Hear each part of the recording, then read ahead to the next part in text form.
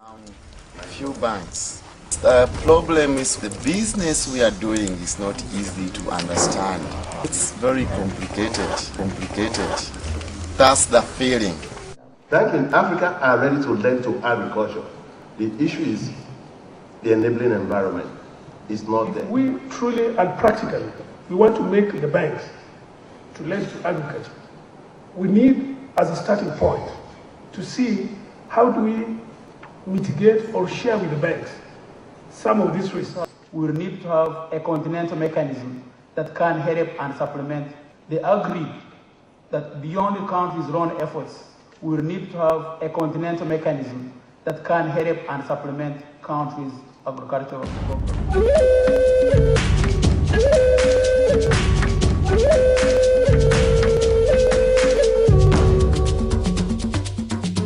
In developing countries, the great majority of the population live in rural areas and earn their living from farming or related activities. Yet, farmers often have difficulty obtaining financing, and this can endanger their production. This is a troubling situation in a context where a sufficient food supply looks to be the main challenge in the foreseeable future.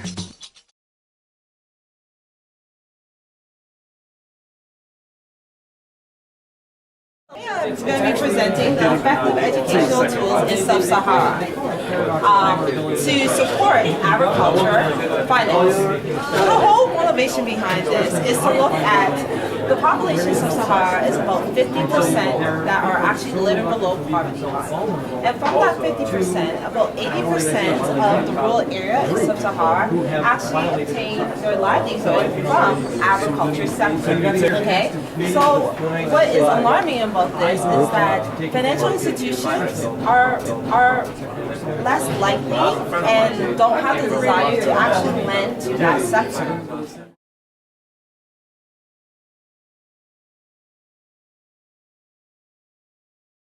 So what we want to do in this study is actually find an educational alternative of effective tools that would be utilized. Is first, these tools need to increase the ability of boosting credit as well as financial products. The second thing that we have to look at is the challenges for improving the agriculture sector, which is looking at risk management, lack of knowledge and transparency for financial products, as well as lack of desire to lend to agriculture sector.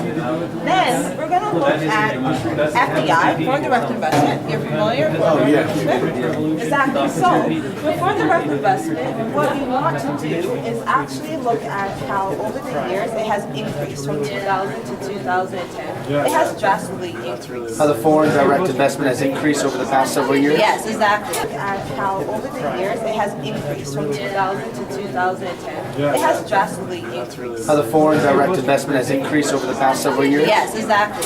So we want to utilize that FDI, a way to channel these tools to be effectively utilized in sub-Saharan.